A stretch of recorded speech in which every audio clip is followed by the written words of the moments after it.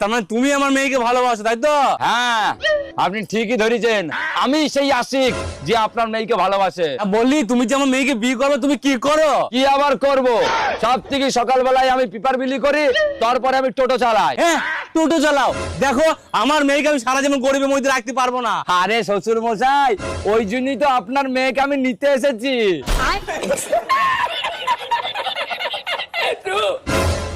তোর মতো গরিবের সঙ্গে আমার মেয়ে বিয়ে আমি দেবো না। ওকে, দিতে হবে না, নো প্রবলেম, আমি আপনার মেয়েকে নিয়ে পালিয়ে যাবো।